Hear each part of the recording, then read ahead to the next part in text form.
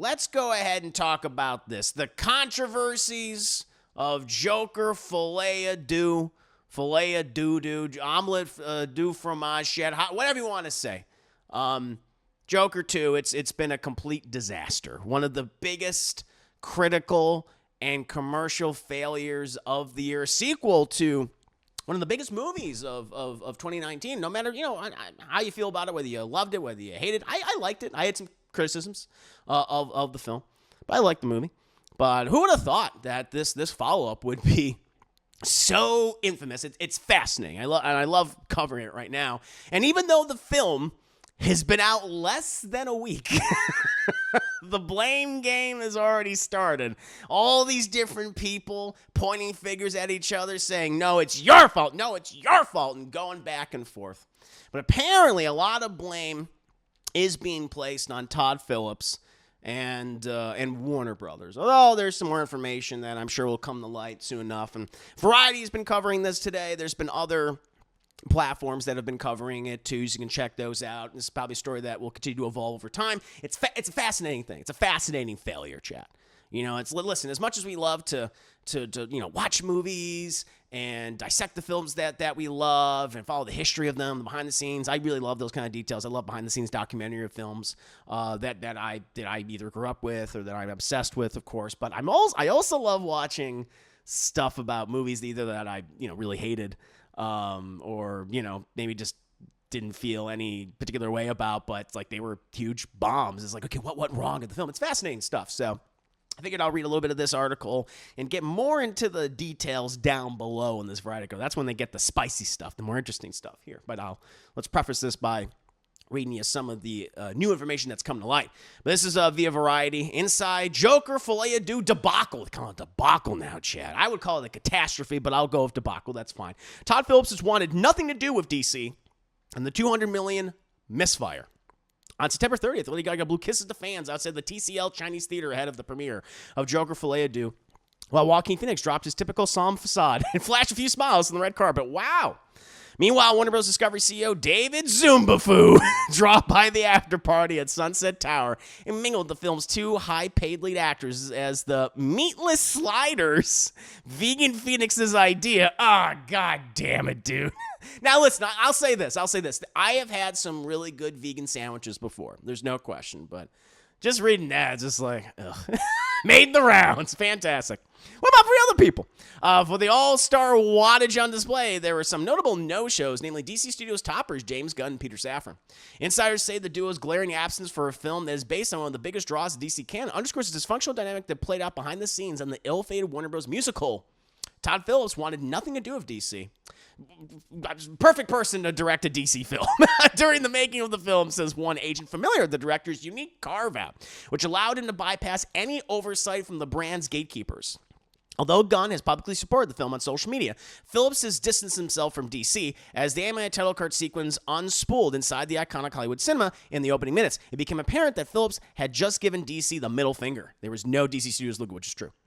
And so there's like some more information down below that I think is really, really fascinating about this disaster. It really opens up about like what truly happened. And it's right here. Talking about the production, years before they started. The movie began production December 2022, 2 months after Gunn and Safran took control of DC, and many expected the duo to provide some notes and feedback on the R-rated musical, especially given the capital outlay involved. But Phillips balked and would only liaise with DeLuca and Abdi, producers, and he has done little to dispel the appearance of friction. Even though Gunn and Safran were on hand for the first director's cut screening for the studio, when asked by Collider reporter if the production process changed when the pair succeeded DC had Walter Hamada, or if they had any input, Phillips replied, with all due respect to them, this is a kind of Warner Bros. Movie. That's a little dismissive.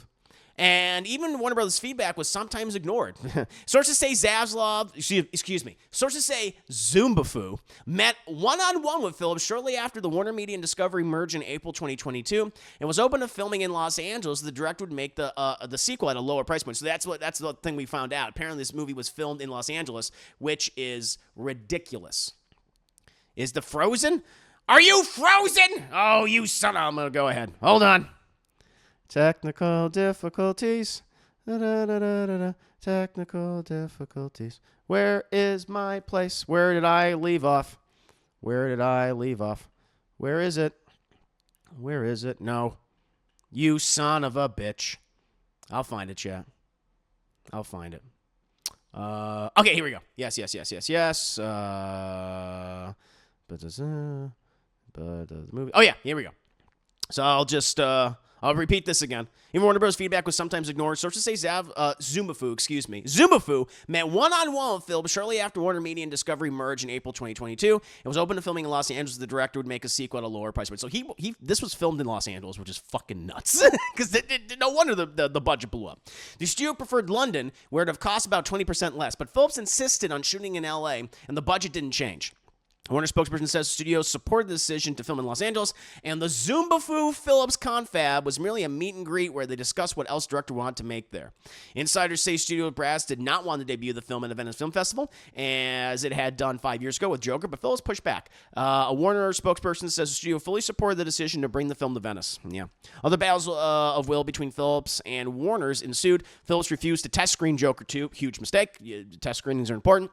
So its premiere that's also interesting too, just as an aside, because recently James Gunn was like talking about his filmmaking process, and he actually like really values like test screenings and other people's opinions. And he actually doesn't just surround himself with like yes men, you know, like a number of other filmmakers I could mention, such as Phillips.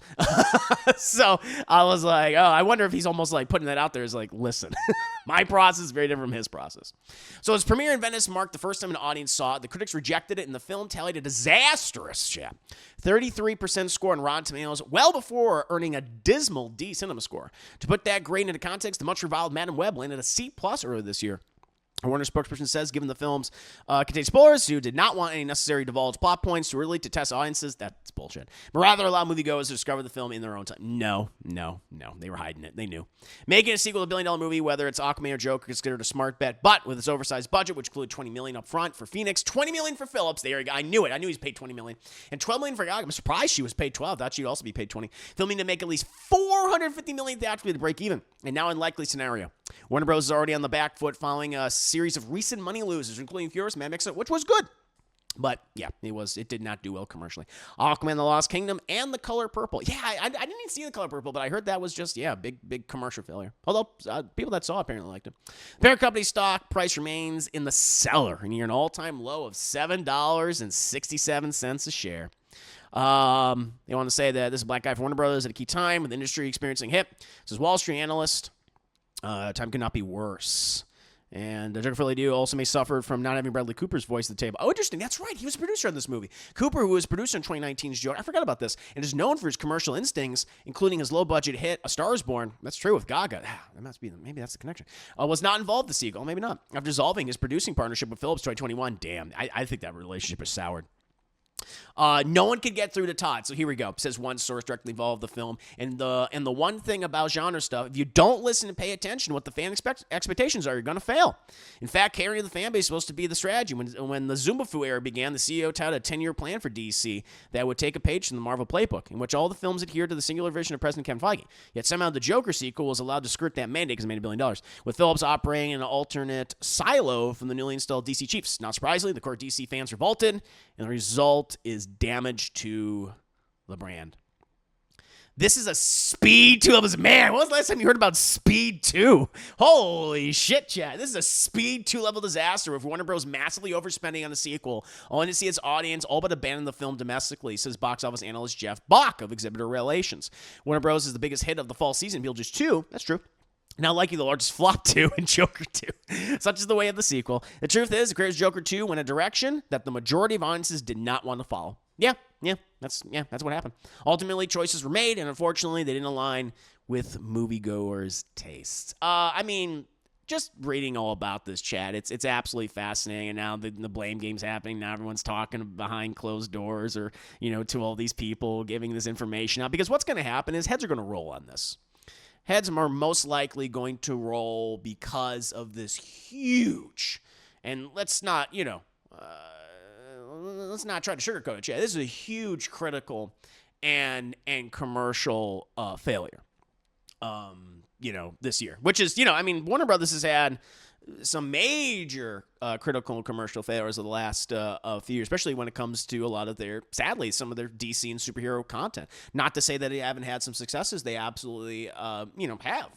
Obviously with the Batman, Joker 2019. Obviously, and more recently with things like the Penguin, and I'm hoping obviously for the best with what James Gunn, Peter Safran are cooking up. I hope it's great, but yeah, I mean this is huge, and it inevitably hurts the brand.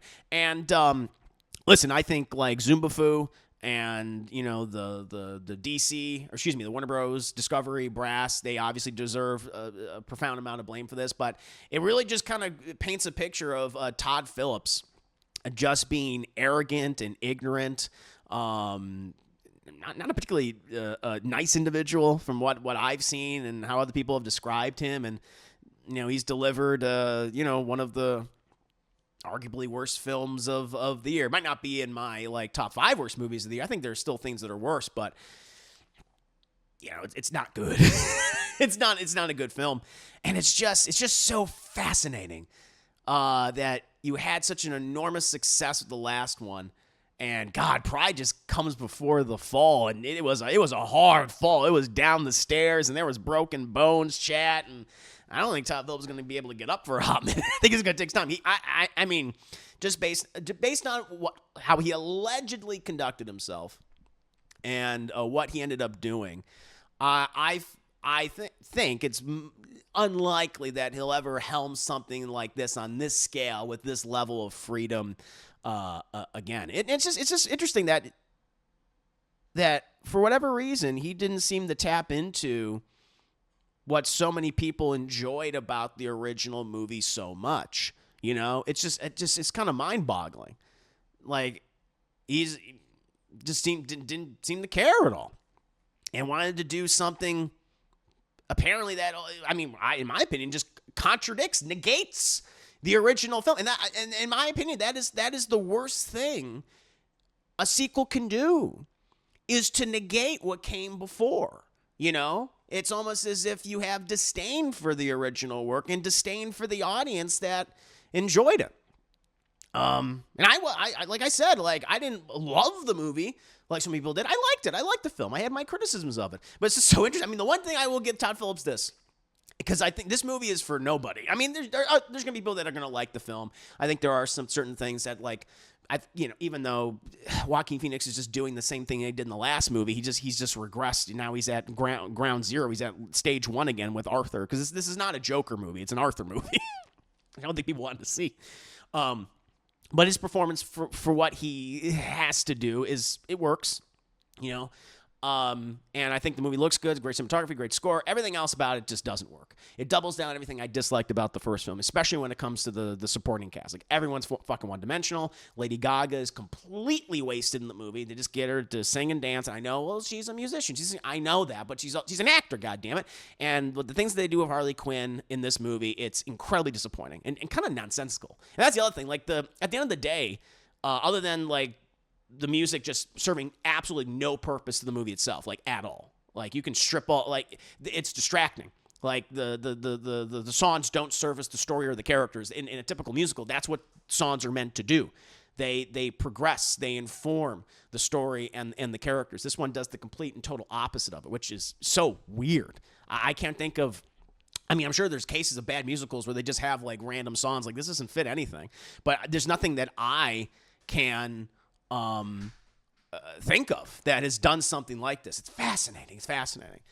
And yeah, at the end of the day, it's just a really bad story.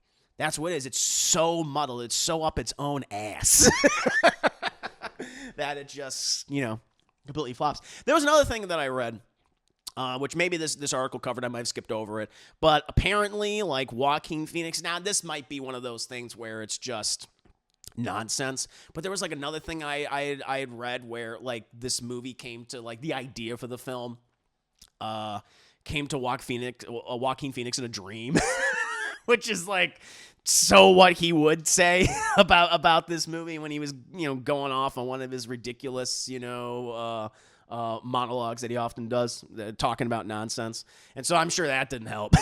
his arrogance and his ignorance probably only encouraged Todd Phillips. Although now Joaquin Phoenix allegedly has been saying that the movie's was a piece of shit, behind the scenes. I guess some people, when he was talking to Gaga on whatever carpet event, heard him turn to her and able to lip sync, and he says this film's a piece of shit. So who knows? I don't know about that, but hearing this, it's like, yeah, this kind of makes sense. I mean, what happened is it's the simplest answer, guys. Todd Phillips made the first Joker. And Warner Brothers, really had no expectations for it, honestly. It became a huge cultural phenomenon. Again, whether you like it or you don't, that's what happened. Made over $1 billion. It was the highest grossing R-rated film of all time. It's one of them now, because I think Deadpool Wolverine beat it recently. But in any case, it's a huge success. And they wanted to make another one. They were like, let's make another fucking $1 million. And Todd Phillips probably didn't want to. And he's like, well, I'll do it, but I want to do it my way. And they gave him carte blanche, everything. And that's what blew up the budget. Everyone got paid so much more money, probably more than they deserved to. And Todd Phillips delivered a shitty film. He delivered a really bad movie, in my opinion. Although some people might like him, which is totally fine. It's subjective, of course.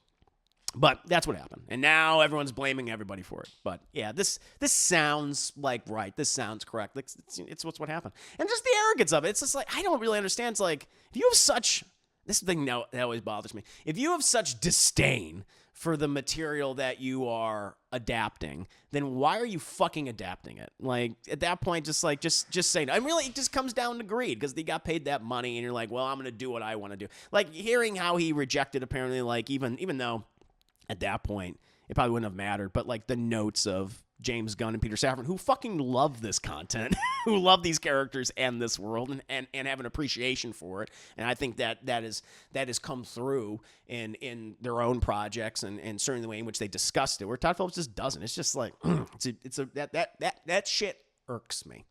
It's like, if you have no passion for it, then just fucking move on. It also just reminds me of the Game of Thrones guys. What was it? Benioff and Weiss, where they wanted to move on, and that's why they were cutting down all the episodes for the last 2 seasons. That's why the writing got so bad. They just didn't care anymore because they wanted to move on and do a Netflix deal. They wanted to do Star Wars movies and shit, and it hurt the fucking product, and it hurt the stories that people are so invested in, that the actors are invested in, that the audience is invested in, and it's a fuck you.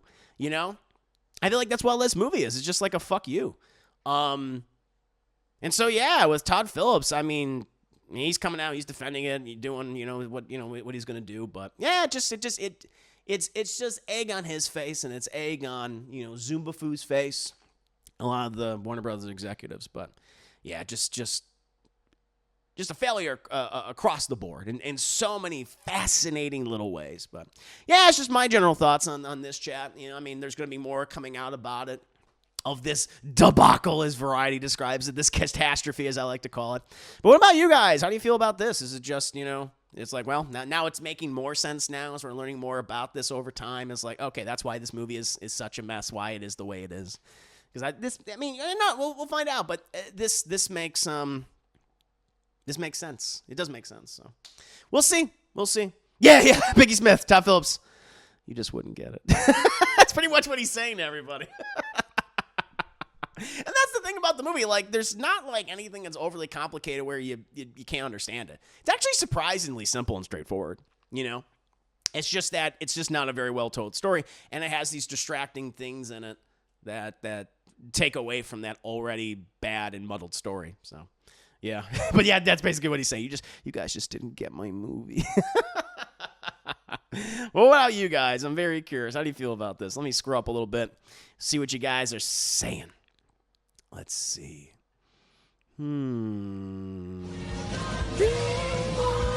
Space Cowboy thing on read your comment in just a second. Appreciate that. Just wait for Venom 3 and Cam to take the worst film spot. Well, the thing is I don't even think this is the worst movie of 2024. I still think Madam Web is worse. I know it has lower cinema score, yada yada, lower reviews than Madam Web, but whatever. I feel like Madam Web is still a worst movie. I feel like Megalopolis is still a worst movie. I feel like Argyle is still worse. I think those movies are worse. Rebel Moon is still worse.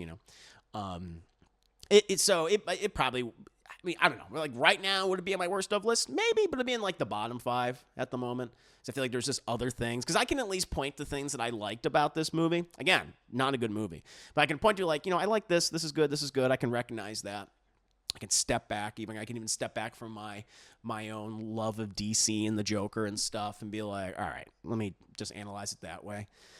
But you're right. You're right. I mean, yeah, Venom, I'm curious, like, because as you guys know, I really, really hate those 2 Venom movies.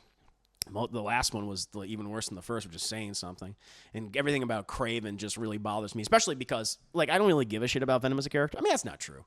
Like, I really liked what they did with him in the Marvel Spider-Man video game. I thought was like, wow, you made this character great. I love it, So there is that. Like, it's like, okay, you made this work. But I certainly don't care about, this iteration of Venom. But with Craven, I really love Craven. I just, like, don't want to see this character, like, mishandled, and I feel like that's what they're going to do. So, yeah, you could be right, Kambini. It could be, it easily could be worse than Joker. Bugs, it sucks when you're a comic fan and think about what the DC brand can truly be. Good luck to James. Yeah, no, that's the thing. It's, like, the idea of, like, a Joker movie, like we talked about the other day during the spoiler review, about what it could be, like, all 3 kind of ideas that they're playing around with in the film are interesting ideas on paper, like an Arkham Asylum movie from the Joker's perspective, the trial of the Joker. It's like, that's really cool. Or the Mad Love Story, created by Bruce, Tim, and Paul Dini, original comic, and then later adapted, obviously, for the animated series. Like, all these stories are fantastic. And fucking Todd Phillips doesn't give a shit about any of them. And it's very clear. Very, very clear. And so, yeah, I agree with you, man. It's like, God, this material is so good, and it's disappointing and it's frustrating when you have someone come in there or people that are in there that could care less about it and just abuse it and, well, turn into Joker Folie you do. So, yeah. Being hard to work with, it's the kiss of death. It really is. And he's got a bit of a reputation for that. And the fact is, it's coming out so public now. It's like, gugh. You think he ruined it on purpose? No, I don't believe that. No, I'm not. I'm not one of those guys that like thinks like a director came in and just like made the bad movie. Like, if all of these resources, $200 million. I mean, he got carte blanche to do whatever he wanted. I just don't feel that, like, why make something bad if you know it's going to, despite the money that he got paid, it's going to hurt him in the end. Like, this is the kind of flop that will hurt a filmmaker and many others involved with it. Like, like Joaquin Phoenix, I mean, he'll be fine, but he's gotten a bit of a bad reputation now for just abandoning projects and shit. Lady Gaga, I mean, I guess it will, hurt them too. But I think the one who's going to pay for it the most is Phllips, and it's because it's going to be less opportunities. If I was a student, I'm never going to give him this type of budget ever again and carte blanche. And so if he expects that's what's going to happen now, it's just not. They're going to keep him on. If he's going to direct more, I'm sure. But whatever studio he works for is going to keep him on an extraordinarily short leash. They're going to just be holding the collar with him. So I don't really think it's he wrote it on purpose. He just did a really bad job. I think that's really what happened. You hear this, J.J. Abrams? Bugs that Phllips retcons the first film. Yeah, he did. He retconned it, which I don't understand why. My guess is Phllips had no idea what made the original movie work because he just ripped off other. Yeah, that's also true. It's like, listen, I like the original Joker, but it's a Scorsese ripoff. It's Taxi Driver mixed with the King of Comedy. That's what it is. And that's fine. I don't have an issue with like a film. I mean, Quentin Tarantino's entire career is based off of ripping off other people. Like all of his filmography is based off of ripping off other people. And as long as you make it good, and great, and you go like, wow, that was amazing. That's like, it's okay, right? I'm fine with that, But I don't know, maybe then, yeah, he simply ran on material to rip off. He wanted to do his own thing, and it just didn't work, He should have ripped off like One Flew Over the Cuckoo's Nest. That's what he should have done. He should have done that. Yeah, if you want to do like an Arkham Asylum movie or something. It's really showing, especially with how the sequel came out. Todd Phillips is nothing but disdain. Yeah, nothing but disdain for DC, which is like, ugh. It's like, why even do that then? Why even make these films? I think Phillips is also misunderstood why people love Joker, at least normal people. Yeah. Yep. Like the fact that this isn't really a Joker movie, as I've said. Like Joker is absent throughout most of the film because for whatever reason Arthur is back at square one again, like at the very beginning, which is so weird because at the end of the film, like he is, whether you like this iteration of the Joker or not, he is the Joker of this world. And it's like, nope, no, he's not. And it's like, what? It doesn't make any sense. Yeah, I read the article, Mr. Yeah, apparently things came up with the idea of the movie after having a dream. That's right. Yep. Very weird. Very, very weird. For Sammer now, I think Todd Phillips should just stop working with Warner Bros. Yeah, I wonder what's going to happen to the relationship between them. I think, yeah, they're going to sever it. I wouldn't be shocked. But yeah, he certainly shouldn't make sequels anymore.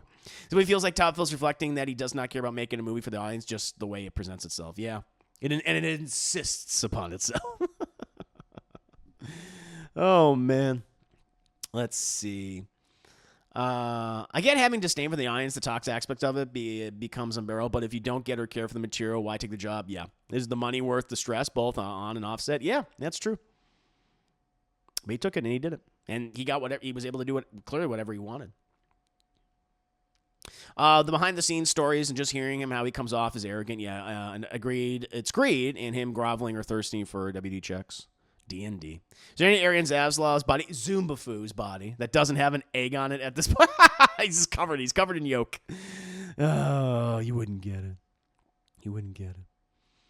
What's this? Breaking. Space Cowboy. Joker original ending. Christopher Nolan never changed. Explain. What's this? Christopher Nolan's fallout with Warner Bros. May have led to Joker 2 seasons. Oh, yeah.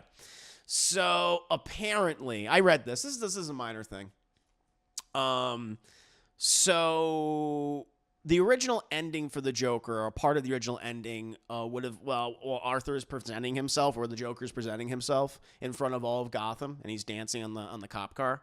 It would have ended with him carving the glass glow smile into his mouth. It would have been him cutting himself like that.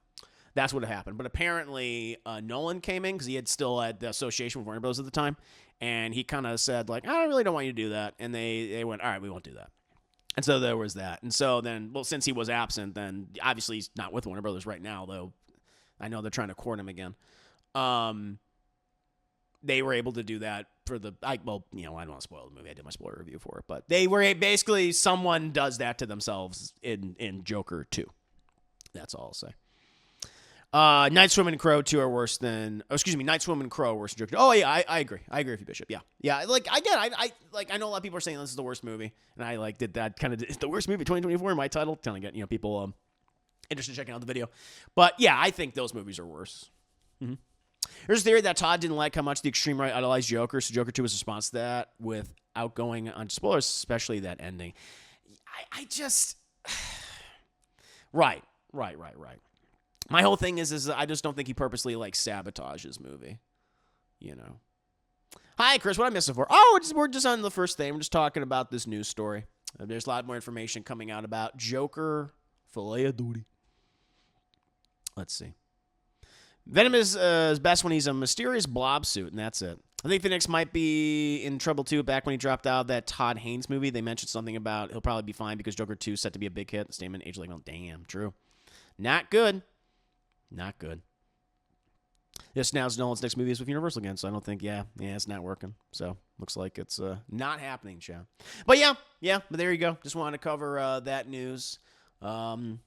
It's fascinating. It's only days, not even a week. The movie's not even been out for a week, and already the finger pointing has started. The blame game is happening, and I'm here for it. It's a fascinating failure. It's like I didn't really want this movie to fail. I have to admit, I wasn't really excited for it. I mean, even go back to my trailer reaction, I was like, all right, again, it looked pretty.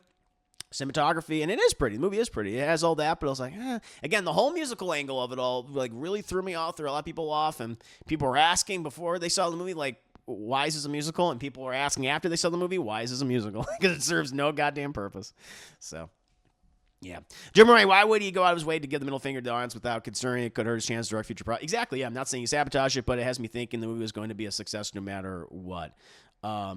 Well, that was their thinking. It was going to be a success no matter what, clearly. And again, I think this goes back to, I made the original film. Where it was he made the original film, made $1 billion, one of the most successful, commercially successful R-rated films of all time. So, they thought, it's going to be, it'll be fine.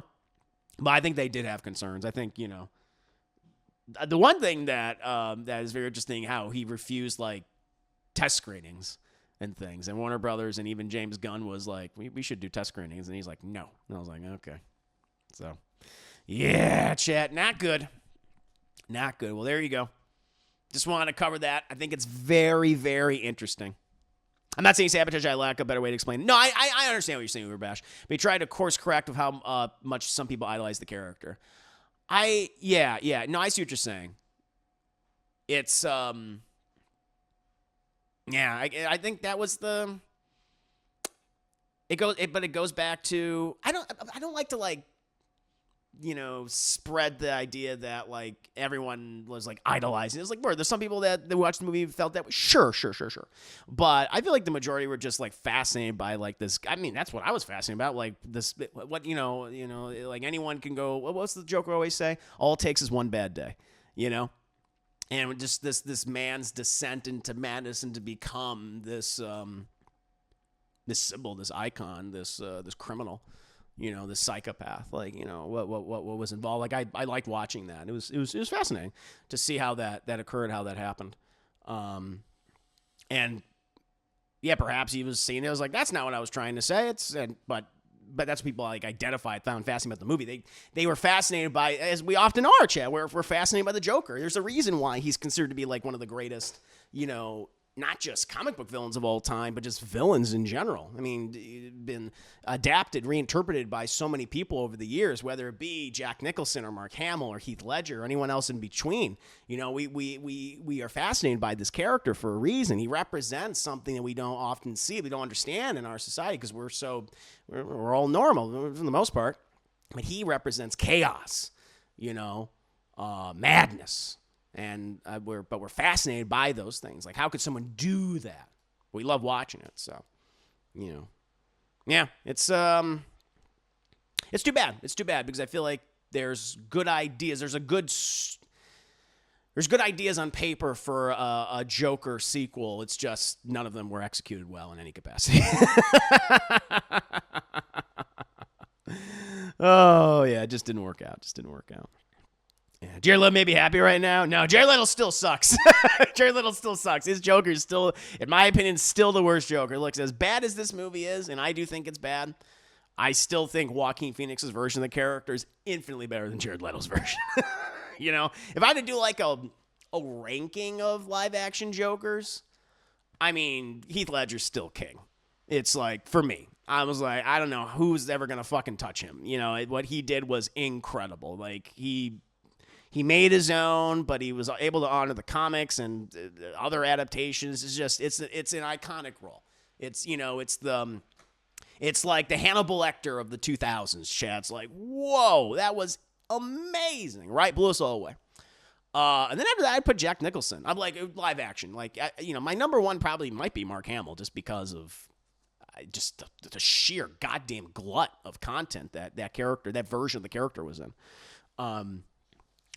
But I would go like Heath Ledger, Jack Nicholson, who's very much a classic, Joker. That's like the Joker that I think everyone like they did a great job adapting him from the comics. He's that, he's the crown prince of crime. He is very much that gangster Joker, not gangster like Jared Leto, gangster Joker. And they nailed it. And after that, I'd probably put I'd probably put Joaquin Phoenix. And then I would do Cesar Romero. It's very, but even then, Cesar Romero's like Joker is very accurate to like the comics of the time, certainly of the 50s and of the 60s. He's very comedic and corny, and that's what it was. He used to shave his mustache, even though we can all see it. And then last, and then that I don't even want to rank him. And then it's Cesar. Maybe I'll do a video about it. Maybe I'll do my Joker rank. I guess you got it there. There you go. And then Jared Leto. Oh, Lordy. Oh, let's see here. I feel like people don't idolize the Joker. Most view him as the same as Darth Vader or Scar from Lion King. Yeah, or just like he's just a cool villain. He's just a cool villain. Exactly. That's how I view him. I was just like, this is a really cool villain. I like him when Batman fights him. I like him when he's off on his own doing his own thing. He's a fascinating character. I blame the Florida Joker. After a look at him, someone said, "Okay, we need to end the Joker. Can't let this happen again." Oh, man. One of Batman's greatest nemesis as well. That's also why we're fascinated with him, yes.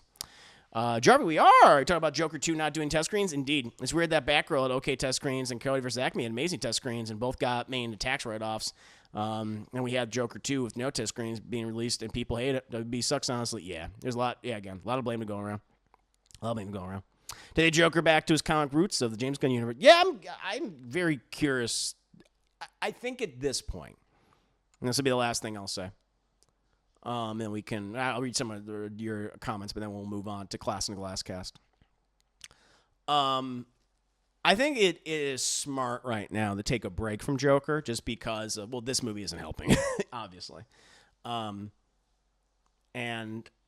I just want them instead to explore, not to say like we're never going to get any more Joker stuff again. It's like, I would love to see another actor take on the character and for James Gunn's universe. Sure. But do films with Batman villains either we've never seen before in live action, theatrically in live action. I've been, saying like I would love the Mad Hatter, I'd love the Court of Owls, Clayface would be super fun, right? Or go back and do villains that weren't treated very well back in the day, Do that, do new fresh interpretations of them. I think that'd be great.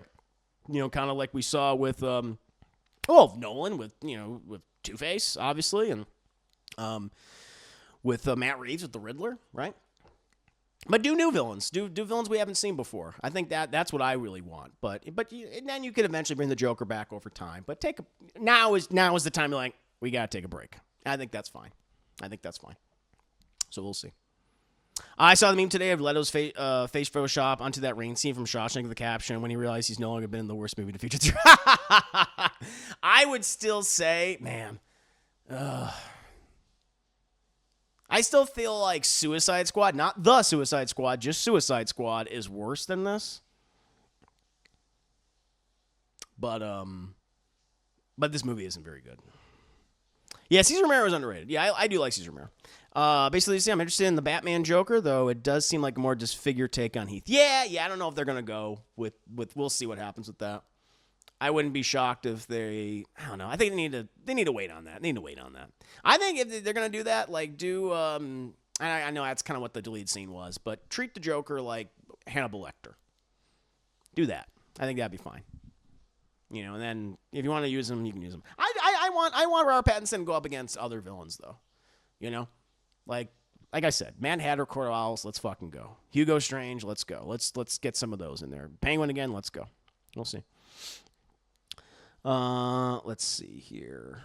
But yes, chat. Yeah. Suicide Squad 2016. I got to be very specific. Is terrible. Yeah, I've been digging a little bit of Keegan. They've shown. Yeah. I think they might have to go back to the drawing board with that one. Of all the things I liked about the, I mean, he does come in at the end. You don't really see him. It's like it's fine. His little scene. It's like okay. But yeah, like I don't know. It's like the makeup on him was like it's almost too much. It's a little too extra. So we'll see. But yes, chat. That's my take, my opinions on Joker Folie Deux. It's very interesting. Very interesting. This disaster. This catastrophe, this debacle of a film. I'm sure more will be revealed about it over time.